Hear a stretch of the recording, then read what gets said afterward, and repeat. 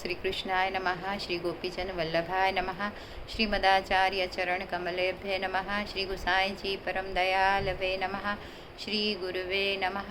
अपने माथे बिराजता सेव्य स्वरूपाय नमः। સર્વ વૈષ્ણવને જય શ્રી કૃષ્ણ. હવે આપણે જોઈએ છે ચૈત્રી નવરાત્રિનો પ્રારંભ થયો ત્યારે યમુના છઠ એટલે ચૈત્ર સુદ છઠના દિવસે આપણે યમુના છઠ તરીકે ઓળખીએ છીએ અને યમુનાજીનો પ્રાકટ્ય દિવસ, અને એ જ દિવસે ગુસાઈજીના છઠ્ઠાલાલજી રઘુનાથજી એમનો પણ પ્રાકટ્ય ઉત્સવ આવે છે. એ બંને ઉત્સવ આપણે મનાવીએ છીએ. ત્યાર પછી આવે છે ચૈત્ર સુદ નોમ એટલે કે રામનવમીનો દિવસ. તો સૂર્યવંશમાં પ્રભુનો રામ અવતાર થયો.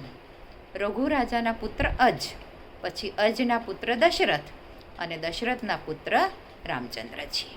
આવી રીતે તો આ રામચંદ્રજી પુષ્ટિ માર્ગમાં રામનવમી મનાવવામાં આવે છે. કેમ કે આપણે 4 જયંતિ એટલે વામન જયંતિ, નરસિંહ જયંતિ, રામનવમી અને જન્માષ્ટમી, આમ 4 જયંતિ આપણા માર્ગમાં આપણે ઉજવીએ છીએ. તો એનું શું કારણ છે? રામનવમી શું કામ ઉજવવામાં આવે છે? તો એના 4 કારણો છે. પહેલું તો જ્યારે સમુદ્ર ઉપર સેતુ બંધાતો હતો તો પાણીમાં પથ્થરો નાખે એટલે પથ્થરો ડૂબી જતા હતા. તો પ્રભુએ પોતાના પ્રમેય બળથી પથ્થરો ઉપર રામ શબ્દ લખ્યા. એમના જે બધા વાનર સેના હતી એ બધી વાનર સેના એના ઉપર રામ રામ લખતા જાય પથ્થર પર, અને પથ્થર એક નાખતા જાય.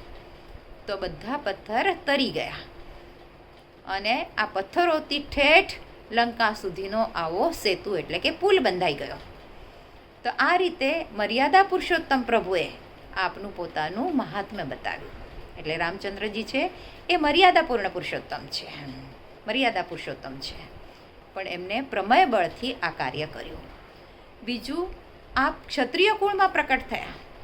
આપ રાજકુમાર હતા, છતાં પણ ખાટા મીઠા શબરીના એઠા બોર પ્રભુએ આરોગ્યા. કેમ કે તેમાં પ્રભુએ સ્નેહ ભાવ અને વાત્સલ્ય ભાવ જોયો, જે પુષ્ટિ માર્ગમાં મહત્ત્વનો છે, સ્નેહ ભાવ અને વાત્સલ્ય ભાવ. એ રામચંદ્રજીએ એ શબરીના એઠા બોરમાં જોયો અને કાંઈ વિચાર બીજો કોઈ કર્યો નહીં. કેમ કે પ્રેમમાં તો નેમ ન હોય, કોઈ નિયમ નથી હોતો પ્રેમમાં.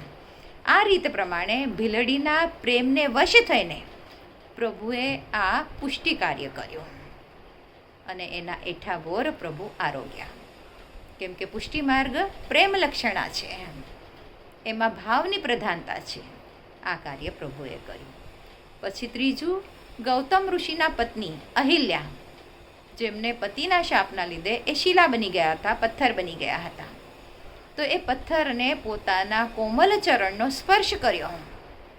કેમ કે રામચંદ્રજી તો એક પત્ની વ્રત હતા, મર્યાદામાં રહેવાવાળા પુરુષોત્તમ હતા, છતાં પણ એમને પરસ્તીને સ્પર્શ કર્યો.